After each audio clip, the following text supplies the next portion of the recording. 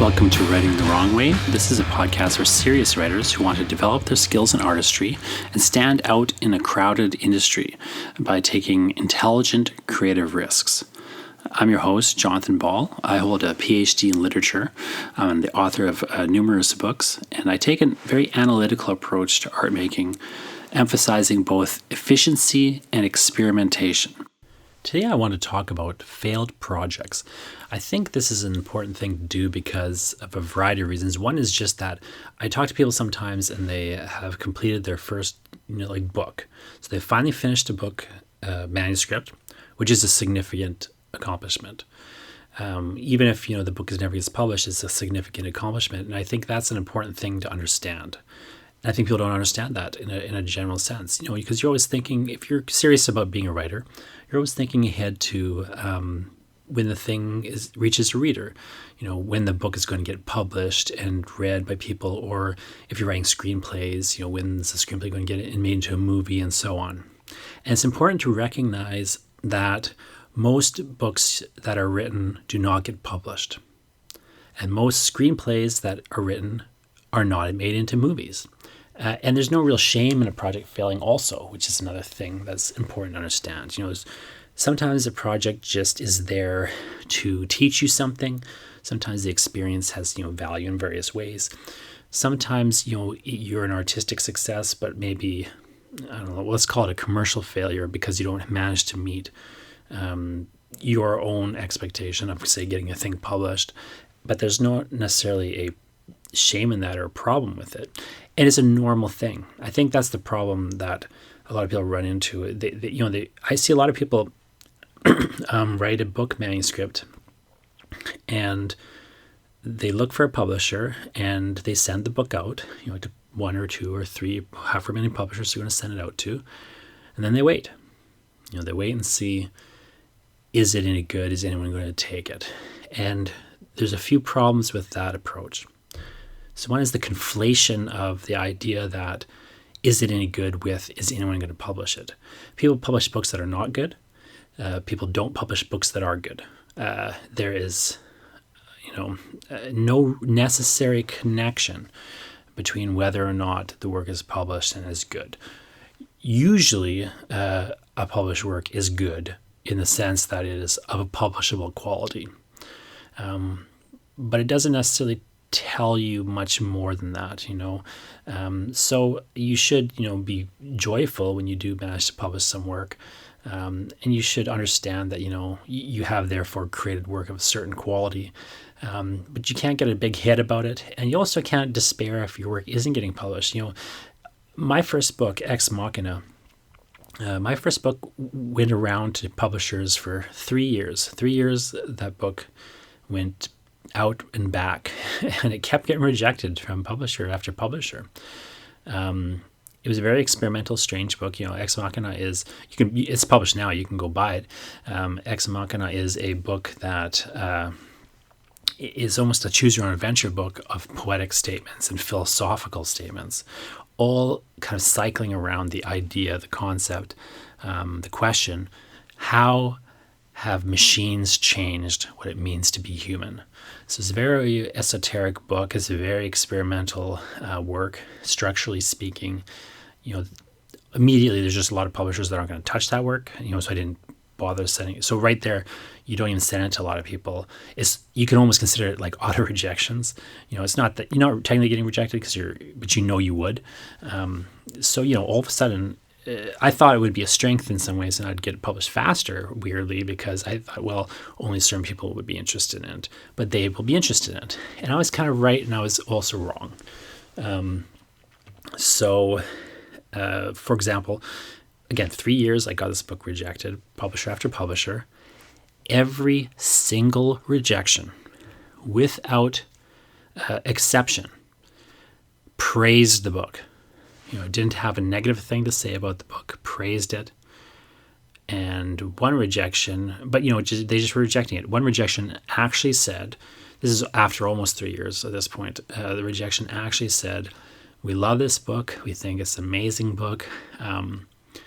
we are in the business of publishing books that no one else would publish, and we think somebody else would publish this book, therefore we're not going to publish it. That was their sort of weird logic. And at that point I was, sitting there looking at this thinking, I guarantee you people, nobody wants to publish this book, Finally, the press that did publish it, Book Thug, which would have been my first choice. I didn't send it there first because at the time they weren't publishing trade books really. Like they really didn't publish trade books of poetry. My book was one of their first trade book publications, if not their first poetry trade book publication. I don't think it was the first, but it was pretty close to, it was not too far from being one of their first trade publications. After they had secured some funding and so on, they got a bit more, they really had started to develop at that period. So I kind of ended up with the press I maybe most wanted to be with for that particular book. But it was, a kind of journey of 3 years to get there. So it was kind of a weird scenario. But before that, so before I published this first book, which comes out 2009 is when this book was published. But I had been writing very seriously for 10 years at that point. I mean, very seriously. I mean, I've been writing very regularly, and I had been producing book-length manuscripts for at least 10 years prior to publishing a single book. So I want to talk a little bit about that. So before Ex Machina came out, again, just to kind of clarify, I had written 7 books, and Ex Machina was the 8th book I wrote, book number 8. So, book number 8 got published. Now, additionally, before that period, I had also written 8 feature-length films, 8 feature-length film scripts. I'd written or co-written. So, before my first book comes out, I've written 8 feature-length scripts, 7 books that effectively are failed projects. And I think, again, this is important to talk through because I think there's this understanding or belief out there that, somebody puts out a first book, well, that was maybe the first book they ever wrote. Or, it was, one of the first things they ever did. They kind of came out of the gate really strong.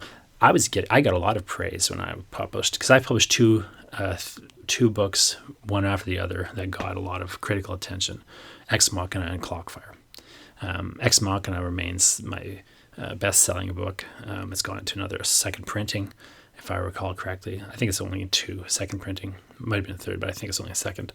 Clockfire, heavily critically acclaimed book. I did another book shortly thereafter called The Politics of Knives.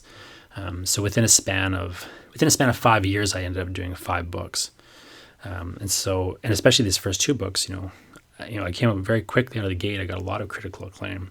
And by the time my 3rd book came out, people were kind of, really, really, in reviews, were really kind of talking about me as a person who is kind of, burst on the scene with all this, work. But of course, the truth, as it always ends up being, is, very different. The truth is, again, I'm just laboring and laboring and laboring. And, failure after failure after failure. And then, finally you get some sort of success. Not that they were massive, big successes. They're still kind of weird experimental poetry books. But, there is, I think, when somebody does have massive success, there's often that same scenario.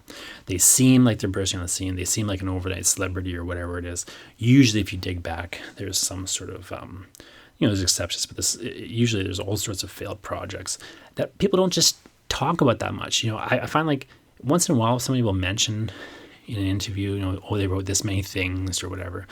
But I'd like to just, see a little bit more. Like I'm very interested in transparency and kind of, showing people a little bit of the process. So I want to just talk about this. When I didn't realize it was this incredible amount of work I apparently did. This is like, think about that. That's 15 major failed projects, 8 screenplays, feature-length screenplays. So if you were to publish those screenplays, they would be like short books. And then 7 like full-length books. That's an incredible amount of work. It kind of depresses me. But anyway, let's just walk through it. So let's start with the 8 actual books that I wrote before I published my first book. So The first book I wrote, I've got a pile here, so you might hear me flipping through the pile. First book I wrote when I was, I think I was 19, roughly. I don't think there's a date on it. In 1998, I wrote a book called Blood. So this book went nowhere and did nothing, of course. This is basically at like my high school writings, like the best of my high school writings. So in 1998, I would have just been starting university, first year university. And I had, many young people have, all these big ideas about what a great, significant writer I was going to be. And I had been writing all sorts of stuff. And I ended up like printing and producing a little hand-bound volume. I was very into Henry Rollins at the time and Black Flag and punk music. And I was in a grunge band called Mars Has the Advantage, and technically I ended up doing a chapbook press called the Martian Press, which I still kind of have the Martian Press a little bit. I do some projects sometimes under that name. Anyway, Blood is the first sort of, it's almost like a self-publication zine book. I don't remember how many I made, but I'm holding a cup in my hand, and it's just this weird, I don't know. It's the kind of thing you make in high school. But, very ambitious. It's a full-length book, though, Like, I don't know. It's 117 pages in this volume, and each page has upwards 1 to 2 poems on it. So, that's a pretty sizable book, really, that I'd written by that point. And I organized and everything, Blood. Of course, thank God it never got published. It's like bad Henry Rollins imitations of poetry. Pretty brutal stuff. Like, think of like really angry, weird. Now, like people's high school poetry, you can make a big good living as a high school poet now. If you're like writing kind of what my daughter calls like inspirational poems, kind of Instagramming them and whatnot. I don't know how to do that stuff, but my poems certainly would not qualify even in high school. I mean, a lot of these poems are pretty bad, but there's some that have some. I mean, I can look back on them and see like, oh, this idea was good. This idea was interesting. That line's good. That line was interesting. I can see what I was doing here. I can see like where I came from, how I developed that aspect. I did another book like this a little while later. I can't find a copy of it. I don't think I have a copy anymore. But another book I did, a book-length manuscript, was called Emptying. So this was a little while later. I think probably this would have been, I want to say 2002 or so, probably starting my master's degree. Or around that time period, maybe a little earlier, I wrote a book called Emptying. So my second book-length manuscript that I completed. Again, just a collection of poems, a loose collection of poems. I forget who I'd been influenced by that point by a lot of other people. Like Robert Crouch has become a big influence on me. By that point, Dennis Cooley, some of the professors. Dennis Cooley was a professor of mine at the University of Manitoba. A lot of the prairie poets, I kind of had moved out of the kind of angry young man phase of poetry and into the unduly influenced by your professor's phase of poetry, So I was doing some good poems, but some of these poems from Emptying and from Blood and from the next book I wrote a book called When I Am Hell. So I do have a copy of that. I actually sent this book to Turnstone Press. I got a rejection letter from Turnstone Press for this. So this is in 2005. Turnstone rejected my book, When I Am Hell and Other Poems, as well they should have. Some of these poems I had published by this point. By this point, 2005, I'm actually publishing poetry, relatively regularly. I even have been winning some awards. I won some awards for some of these poems. I look back at them, I don't think they're great poems. Some of them are good. But again, I'm kind of just too influenced by the people around me and the, kind of mentor figures that I had at the time. So I'd been producing some good poems, but I wouldn't say that I was really doing good work. But those are the first 3 books, so Blood, Emptying, When I Am Hell. Those are the 3 books where I'm basically just collecting poems that I've written to that point. By that point, I'd probably written over 1,000 poems. And I'd done a number of them have been published.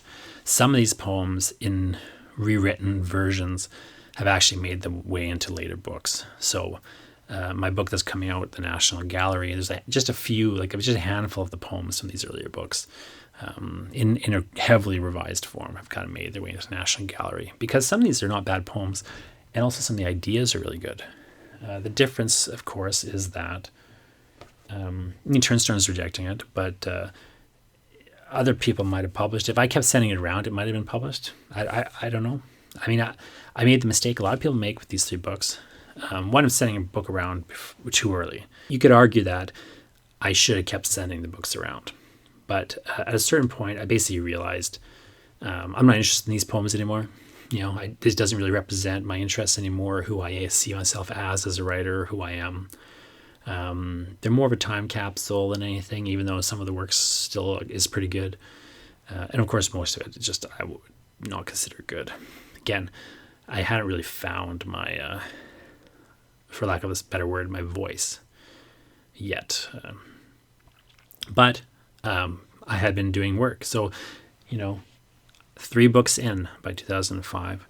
4 years later is when my first book is going to actually come out. So, if I hadn't done that work, I wouldn't necessarily be on my way. Now, I wrote way more books than that. Sad to say. I co-wrote a book called The Words of This Book. So I'm just looking at this big pile now. Me and Kevin McPherson Eckhoff, who's a really excellent writer. He's done a number of books. I really recommend the work of Kevin McPherson Eckhoff. So McPherson Eckhoff and I got to know each other in Calgary. We were both doing university in Calgary. We ended up writing this book called The Words of the Book. And what The Words of the Book is the King James Bible auto-summarized. Now, if you have Microsoft Word, there's a function in Microsoft Word called auto-summarize. Now, I can't imagine why anyone would use this function, but I found out, I think Christian Book had told me I'd been talking about how much I love Moby Dick. One of my favorite novels is the novel Moby Dick. Christian told me about this book called 4% of Moby Dick. So 4% of Moby Dick is exactly what it sounds like. It's Moby Dick, auto-summarized chapter by chapter by a Microsoft Word, retaining 4% of the text. So, if the chapter had, 1,000 words in the original, the auto-summarize function would reduce it down to 40 words. What are the 40 most important words this, machine thinks, the software program believes, lay in this chapter? So there's this weird kind of business-like, I guess it's a business function. I don't honestly can't fathom why you would summarize things on Microsoft Word, but me and Eckhoff thought, well, what if we just took the Bible, chapter by chapter, book by book of the Bible, and auto-summarized it to 1%, and you end up with some really beautiful stuff. So this book actually was really interesting. On one hand, it becomes this sort of weird metaphor for how people read the Bible. They kind of pick and choose what they want, what they consider important, and they kind of reduce, as if the whole text reduces to that. You get some really beautiful moments. Colossians is reduced to, the whole book gets reduced to this 3-line poem. As ye have therefore received Christ Jesus the Lord, so walk ye in him. So that's, effectively the spirit of that book. The machine was right. More or less, that's what some of these ideas boil down to. There's some really, some of them kind of bland. Titus just boils down to, let no man despise thee. So these weird, little momentary poems. I can't find it right now, but one of my favorite ones is Solomon. We also summarized the whole book again. So we took our book and summarized the whole thing down to 1% as well. This book was actually accepted for publication. So we had a contract for this book at one point. I don't remember if we had a contract. We had at least a gentleman's agreement with Jay Millar at Book Thug that he was going to publish this book. He had accepted it to publish the book, and what kind of ended up happening was, in the interim between us editing this book and it's supposed the publication date. I had Machina accepted. Book Thug also accepted my first book. So they had this first book of Kevin and mine both. This collaborative book. They accepted that for publication. Then I sent them another book, and they looked at it, and basically Jay was like, I'd rather publish this book of yours than this collaborative book that you guys did. And in the same time period, Kevin McPherson Eckhoff, Coach House Books, accepted his first book. And Coach House was like, we kind of would rather publish this first book of Kevin's before your collaborative one with Book Thug comes out. And by that point, we'd also had talked to the editor, and the editor that Jay had gotten, he had an outside editor come in with the book, and the outside editor was like, this book needs way more work than... you can't just auto summarize the whole thing down to 1%. Like, you got to do something else in there. You got to add maybe some sort of meta text commentary, like the footnotes in the Bible versions. You got to add some sort of material. He just felt, and I think rightly so, me and Kevin decided that he was right, that there just should be more going on here. So we all agreed basically to pull the book from publication. The idea being we would maybe revise it later and eventually publish it. And maybe we will, but Kevin and I both kind of moved on to other projects. And so here's a book, I came very close, I had a book basically more or less about to come out. But then, it gets pulled out. Now, by that point, again, I had Ex Machina accepted for publication. But after I wrote this book, so in the period between writing this book and having all this stuff happen and my first book coming out, I was still trying to work on books. Again, I wrote Ex Machina, and then 3 years later, the book comes out. So I did another book-length work called Inbox. It was a book of spam, basically a spam material. Like, I'd get all these, for a period where I was getting a bunch of really interesting spam emails. And so I kind of started collecting them and copying them in different files, depending on their tone. There were 4 distinct types of spam emails that I was getting. And again, I was just copying them. And I eventually ended up doing a whole manuscript out of this project. The manuscript was called Inbox. It had these 4 long sections, and it was pretty interesting, but it was entirely composed of found text that I had basically collaged together. So I had done different manipulations to the text, but I'd more or less just been selecting things and collaging things. I did a little bit of moving things around. More or less, the text itself was unchanged from what these spam bots had written. And Inbox I never ended up publishing either. I forget. I'm sure I sent it places I can't remember offhand, to be honest. But I did kind of break it up into different chapbooks, and I published some of it as chapbooks instead. And the longest section of Inbox, I ended up making into a standalone. I ended up expanding it out. I had into this experimental e-novella called "This ebook is otherwise provided to you as is." So I self-published that book, some years later. So you can go to my website, and if you want, and check out that. This ebook is otherwise provided to you as is. I'm really proud of that particular book, but its origins was in this Inbox project. The 5th book I wrote that never got published. The 6th book I wrote that never got published is a young adult novel that I co-wrote with my friend Ryan Fitzpatrick. We decided to enter the 3-day novel contest, and we co-wrote this book called In Defense of My Father Who Shot Me with a Crossbow Last Spring. And Ryan came up with that title. Ryan kept the title of the book, and he came up with the first and last lines of the book. And then me and him, just in the course of 3 days, crashed together in my place and just wrote this whole short book-length manuscript. And it was pretty funny. It turned out pretty good for something you wrote in 3 days. It didn't win the 3-day novel contest, thankfully, because then they would have published it. And we just haven't got around to revising it and developing it further. Although I was briefly in talks with with the press about it. I probably shouldn't talk too much about that. But anyway, I'm still hoping me and Ryan kind of have the idea of revising this book and doing something with it. But at this point we haven't. So again, book number 6 that I wrote, and is effectively a failed project in the sense that, it never got published. And then my 7th book was my dissertation for my PhD. I wrote a book called The Crow Murders. I'm holding this massive tome in my hands here. Now, The Crow Murders, it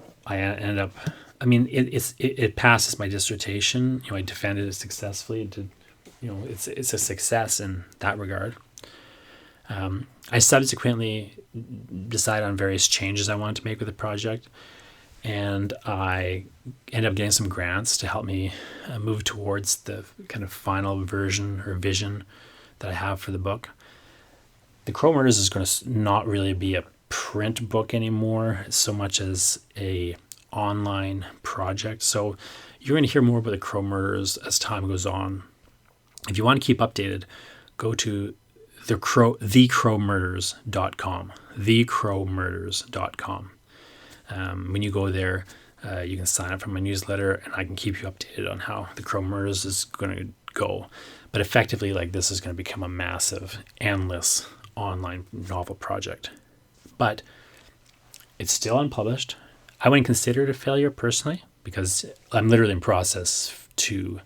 In many ways, this is my most successful project. It's the thing that's made me the most money over the years. Although weirdly, it has never been published. And it's the thing that I think fundamentally will, in the future, be really closely associated with my name. But if you want to get technical about it, it's another book that I wrote that did not get published before my first book came out. So maybe you're in the future and, you've got holding a copy of The Crow Murders in your hand, but in the past, it's book number 7 that I write and doesn't go anywhere before I finally get a book published. And I wouldn't say that that's typical, writing that many books before you get your first book published, but it's not atypical. It's pretty typical to write a series of books, a number of books before your first one comes out. And if anybody hasn't done that, they published the first book they wrote, well, that's great for them, but it's not necessarily the norm. It's not necessarily how things are going to go for you. You have to just keep working. Keep working. There's no replacement for work. You never know when you get finished that book if it's going to go anywhere or do anything, or if anyone's going to want to publish it, or even if you're going to yourself end up having the ambition or the desire or drive to publish it yourself. So you just have to start a new thing. Don't just send it away and wait and wait and wait. Send it away, and while you're waiting, do something else. It may not happen to you the first time or the second time or the third time, but if you keep at it and you keep working, things will happen. Now, in the same period, I was also developing as a screenwriter. And so the first real thing that I worked on as a screenwriter was, I didn't work on it, I just wrote it. In high school, I wrote a script called Pocket Monkey. So I'm looking at Pocket Monkey here, a comedy about misery and hell. And the basic premise of Pocket Monkey is that this group of, gang of friends, kind of based loosely on my gang of friends at the time, decides that they're going to go TV-less. They're going to, turn their lives around, stop watching TV, wasting their time, numbing their mind with, television. Television at the time, of course, was total garbage as opposed to now when television is, so great. And they see as symbolic for turning around their lives going to this party. There's a particular party they've heard about, which is a summer-themed party in the middle of winter.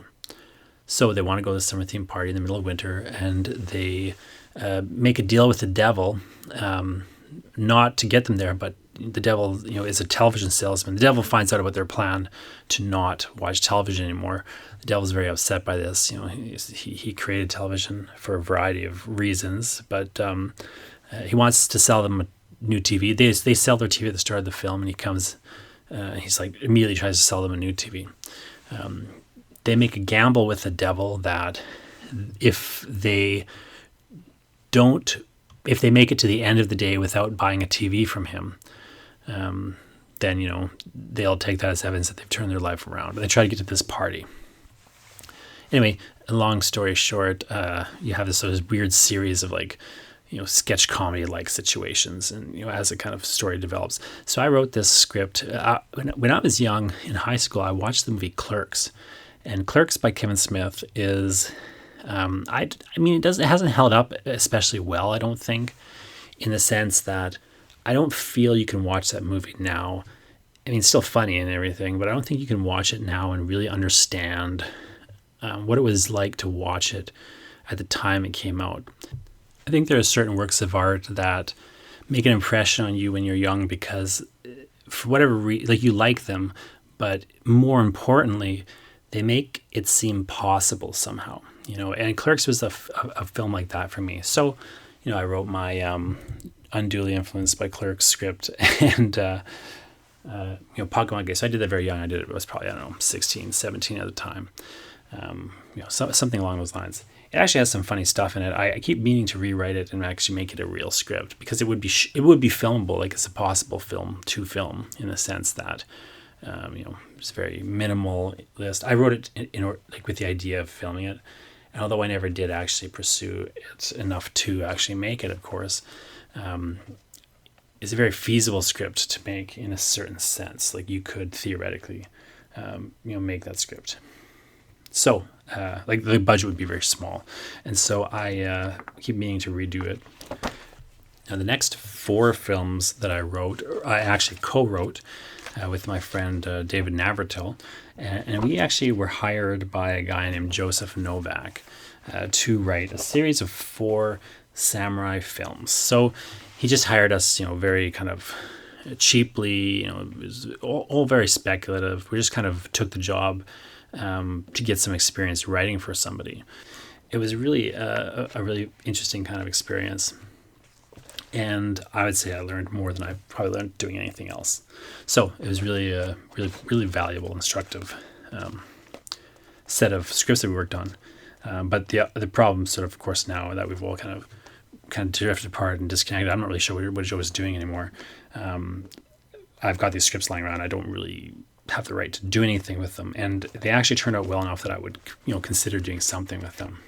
So I can't talk too much about them, but basically these 4 sets of samurai films. The first one was called Son of the Storm, and it had it was set in the time in Japan's history when it was closed to outsiders, and the main character is a Portuguese orphan boy who has more or less been raised by the Japanese, and so you have kind of a like a white samurai in Japan sort of scenario. It's sort of like actually has various similarities to The Last Samurai by Tom Cruise, which was a later film. It came out much after we wrote this, which kind of caused a lot of problems. The reason that we had this structure was that was just Joe's basic idea, and it had kind of a certain inherent interest and conflict to have that character in this milieu. This script actually attracted the attention of Cary Hiroyuki Tagawa, who's best known for, probably in the West, for Mortal Kombat, and has been in a number of other Hollywood films.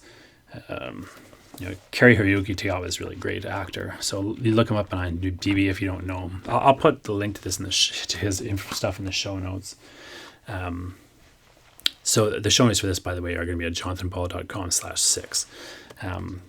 Anyway, Hiroki Tagawa became very interested in the script for a period and was attached to be in it. But the problem, of course, became that the lead character, his main interest was to be a lead character. But the lead character, the whole script concept revolves around the fact that the lead character is not Japanese. So we actually ended up writing a different script for Cary Hiroki Tagawa. Called Way of the Samurai. So we wrote a second script which had a lot of the same story elements, but kind of revolved more around a different character, this Japanese figure. So kind of an old Japanese samurai film. this is set in the historical past. So we wrote that. Tagawa was attached after a while. Some other people were attached. If I remember right, the guy who wrote Mystery Alaska was attached, but I can't quite recall it precisely. I didn't ever meet him. But Joe is, kind of, again, in charge. Joe owned these things, and so he was out there, doing development. At a certain point, it became basically clear that nobody was going to make a period piece. And so in the interest of kind of modernizing the concept a little bit, Joe was really invested. Joe was a big fan of Lone Wolf and Cub, and that was a real touchstone for some of the things that we were kind of interested in this script. So we ended up kind of modernizing a bit. We ended up doing a script called Yakuza. So it jumped back and forth in time. I found myself doing a number of stories like this now. It's almost a weird specialty. It's developing into a weird little specialty, but we're doing these parallel stories.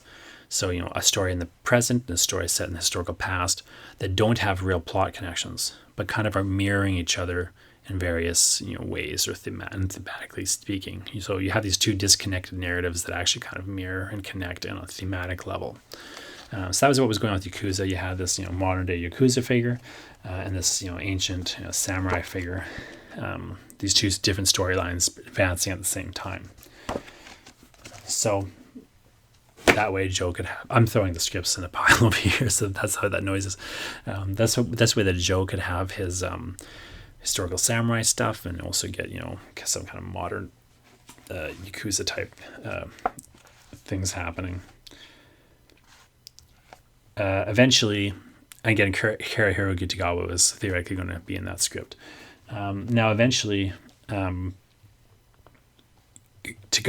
kind of moved on. I mean, he was never really heavily involved in the sense that, but he was attached to it. We had a memorandum, a deal of a, I forget the precise term all of a sudden, but a deal memo basically at one point that he had signed.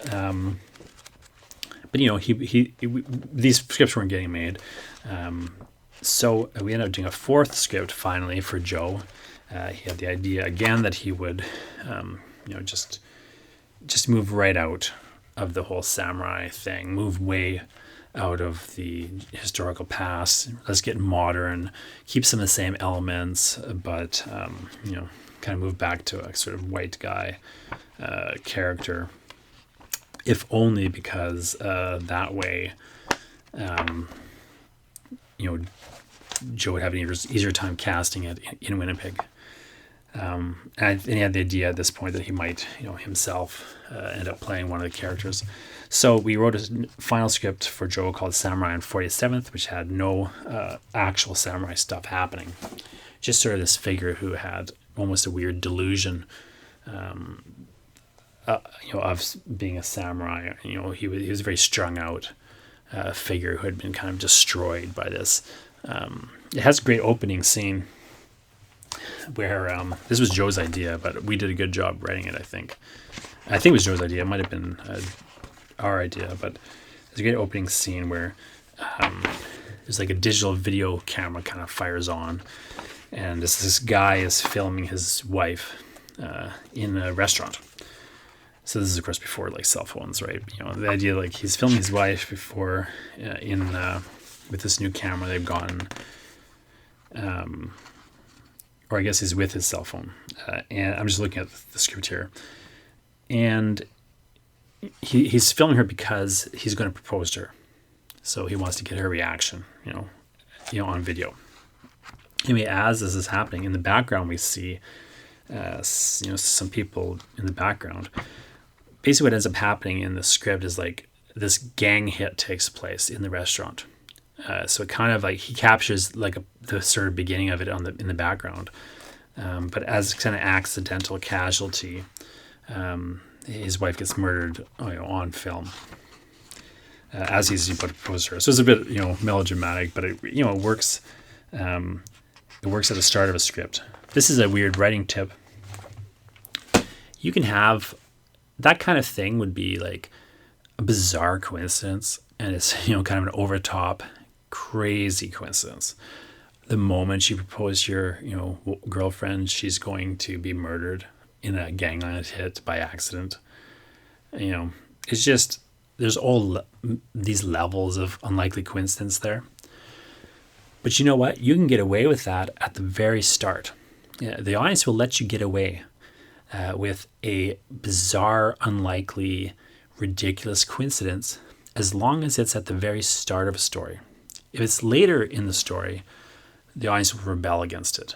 But if it's the start of the story, the audience will accept it. I'm not sure why that is exactly. It may simply have to do with the basic convention that we understand there's something special about the story that's about to be told. Whatever the initiating incidents are, we'll kind of allow for some extra suspension of disbelief just to sort of get us into the situation of the story. So you can get away with that kind of stuff at the very start of your story. You can't get away with it later. People will just freak out and rebel and turn against you. Joe actually, by the way, he eventually made one of these things into a film, sort of. So what he ended up doing eventually was taking our first script that we wrote, Son of the Storm, and he wrote a new script himself where he transposed a lot of the story into a Western. And then he wrote that script.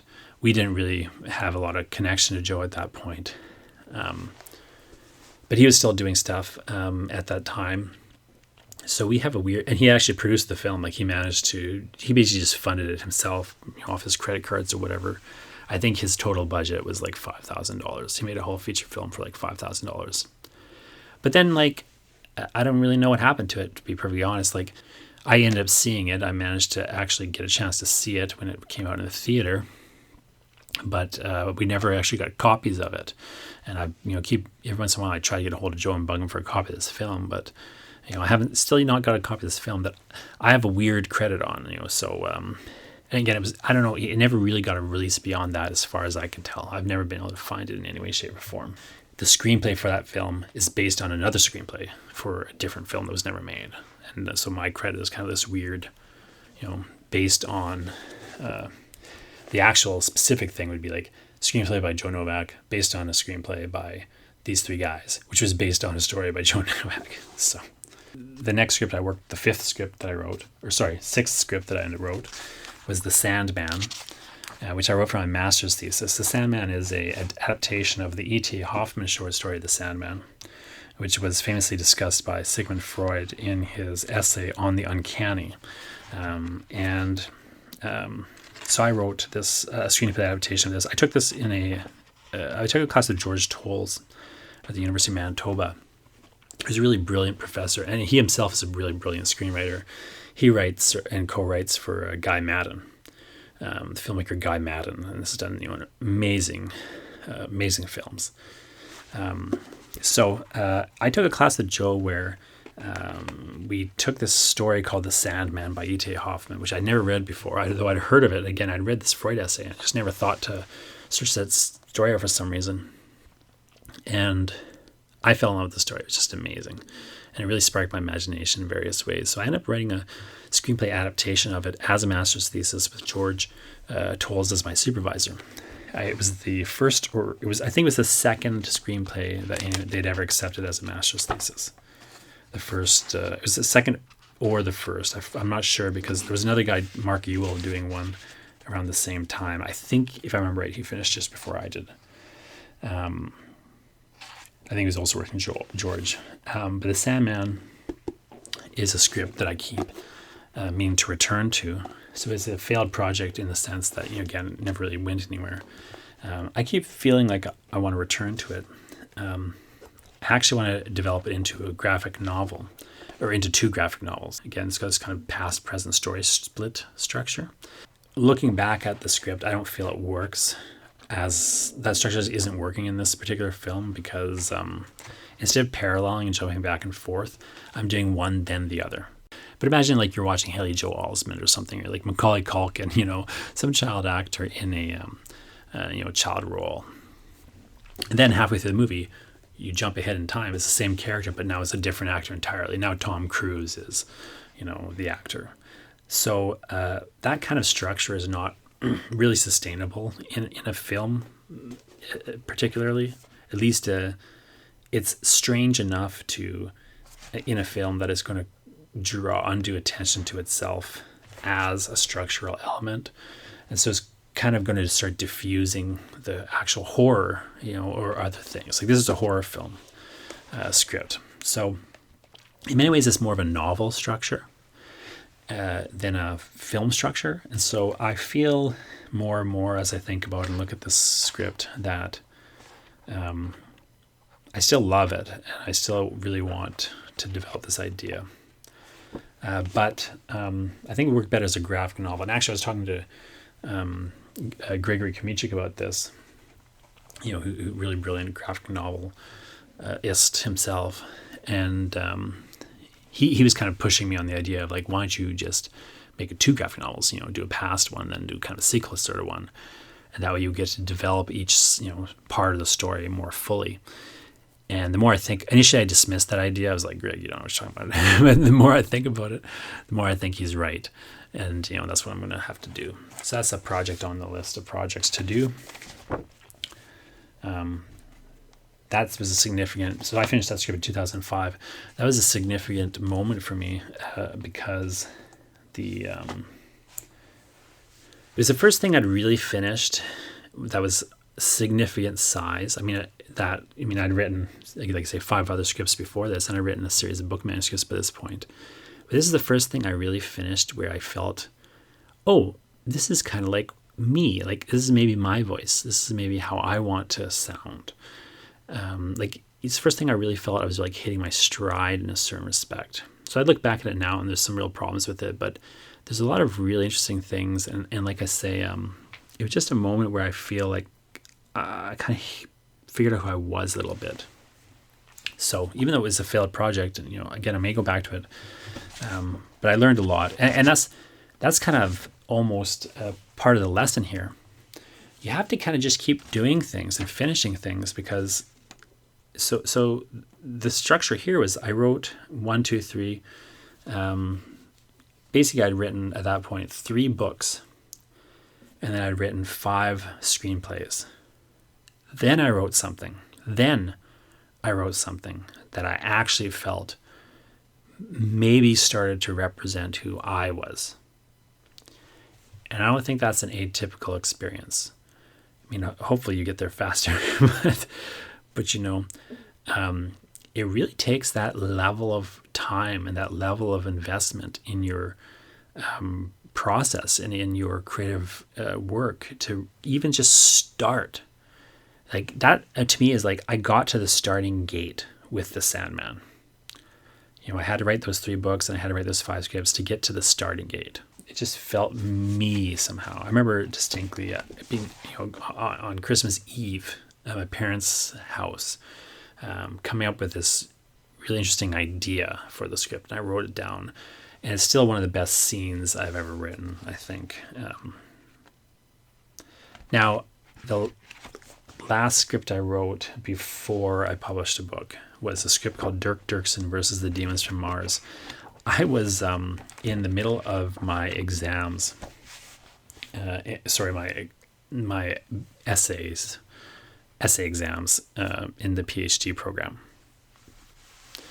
Kind of in the midst of completing all these big essays and studying for these exams and so on. This is massive period. We had all these massive deadlines, but I had this little stretch of time of about a week where I was kind of just waiting for things to happen. Like, I forget the precise situation, but it was roughly a week where I basically had done all the prep I felt I really could do. I had maybe another week I could prep here, but fundamentally I was, just sort of waiting for my exams to come to me. They hadn't quite released them to me. I had this week where normally, you'd be cramming, but I don't believe in cramming. So one of the things I like to do before an exam is just like the night before an exam, I'll just like eat some fish and kind of relax and go to sleep. Like, I feel at that point, I've learned everything I'm going to learn. The most important thing I can do is just relax a little bit and get myself away from the headspace of freaking out about it and let my kind of unconscious mind absorb and process a bit more. So I had about this week period, and I thought to myself, I wonder if I can write a feature-length screenplay in a week. Like, what would it take to just hammer it out? Like, how fast could I write a feature-length screenplay? And I thought to myself, okay, I'll write a script. It won't be good, but it'll be done. But I wrote a 64-page script in less than a week. So I think Dirk Dickerson doing this Mars is an idea I'm going to return to. But, technically it's just something I wrote real quick, just literally just as for fun. Like, I wrote it, I was like, I just want to write something fun. I just want to get out of this like headspace of feeling like I have to do everything. Everything has to matter so much. And I just want to break, and like to do some work, but like do some fun work. Kind of what the 3-day novel project was for me and Ryan. We're just going to do something fun and, see how we like it. So there you have it. My failed projects list: 8 screenplays, 7 books, all completed before I published my first book. And, some of that work I do plan to revisit, or I hope to revisit. I think, could go somewhere. Most of it, I think, is just dead, either because I don't own it. Like, I just maybe would revisit it if I had, some hope that I could, or just because, I've just soured on the idea, or just, it wasn't my idea in a sense of like, it just was a thing I was doing, and like I'd come up with the idea, but it just wasn't really, I know it's not my voice. I was just kind of, doing things and learning, just being who I was. I don't know if this, the message from here to me is you just have to be willing to do things, and you have to be willing to fail, and you have to understand that, the failure is, it's part of the process, and it's important, because nothing's really a true failure if you're completing things. It's not really true failures because you're developing, you're learning, you're getting a clear sense of who you are, you're getting a better filter for what ideas are your ideas, what's going to work for you. And you're also building just the muscle, the discipline, you're kind of learning that you can do things. A lot of the writing process is figuring out to be a little less precious about everything you work on, and starting to see that you can actually do things. Like when I'm stuck on a book right now, and it just feels hard and it feels like a slog. One thing I can do is, push through anyway, because I know that I can do it. Like it feels like it sucks, and I suck, and like I'm never going to get anywhere with this, and it's just not going to go well. And I just feel like, why am I doing this? I just can't. I'm a loser, I'm never going to succeed at this. Well, it's easy to feel that way, and it's even easier, I think, to quit. So you sort of have to practice not quitting. A lot of what you do as a writer is prevent your own self-sabotage and kind of learn ways to just keep going. Which kind of brings the question, what keeps you going? Like, what kept me writing towards trying to have a book out? I've written 7 books. Why not just quit? I've written 8 scripts. Why not give up writing scripts? It would seem like a logical idea, and not even a bad idea in many ways. If you're doing that much work and not really getting anywhere, like the scripts aren't getting produced, the books aren't getting published, why keep doing it? What kept me going? Well, that's a different, it's going to be a different answer for everybody. It's going to be a difficult question for everyone, for each person to answer.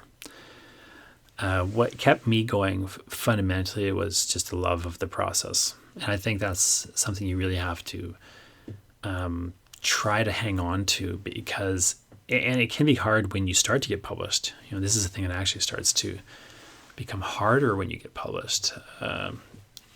It's easy to get caught up in the rewards or the lack of rewards, and to think about the praise or the damnation or the criticism that you get. It's easy to kind of care about things like an award. If you win an award or you don't win an award, it's easy to get wrapped up in that sort of idea, in the reception of the work. It's easy to lose sight of that the important thing is the work. There's a oft-quoted passage in the Bhagavad Gita that you have the rights to your labor, but not the fruits of your labor. And I think, I can't remember the precise context. I don't know, that might be quoted out of context, but I think that concept is very powerful. Like the idea that you really have to fundamentally try to get your ego out of the way a little bit, and remember that it's not about you and about whether you're succeeding or not. It's about doing the work. That's your job, is to do this work. Like I always had that attitude, and that attitude has kept me going, and it has kept me, stubbornly moving ahead, even when I've actually been pushed backwards. Either because the reception wasn't what I wanted, or because my life circumstances were difficult. The thing that always kept me going was the idea that this is my job, whether I'm getting money or not, or it's my sort of duty in a weird way. I think that attitude has helped me. And I just also had faith that I would get better. Like I could see myself getting better. If you're not completing things, you don't see yourself getting better. And so you have to kind of just keep completing things. Like by the time I wrote when I wrote Sandman, I saw that script was done. I knew there were problems with it, but I could look at it and think, wow, this is miles away from Pocket Monkey. Like I could really just see the development through there. When we had this visual sort of opening to Samurai on 47th, I could see that was a better opening than all the other openings that we had. And the more you finish things, even if they're bad, even if they don't go anywhere, you're just building that muscle. You're getting better at finishing things. You're improving as a writer. But most importantly, you're not quitting. And it's really important to weather failure and to even court it or embrace it in a certain sense. Because eventually, if you just keep going, you'll get where you want to go. But you have to keep going, and it may take you longer than you hope. Thanks so much for listening. I hope this has been interesting to you. It's kind of a weird idea, but I thought some people might enjoy it, or at least get something out of it. I hope that there's not a whole lot to put in the show notes here, but I will throw some stuff in the show notes at jonathanball.com/6. So it's jonathanball.com/6. You can get more information about my failed projects, and you can, some of which will be real projects in the future, like I say. Go to thecrowmurders.com or anywhere on my website to sign up for my newsletter. Then you'll hear all about, you get all sorts of tips and tricks and lots of, free material. But you'll also, be the first to hear about some of my, some of these projects as they get revived. And when they stay dead, you'll get to appreciate that too. Have a great week and keep writing the wrong way.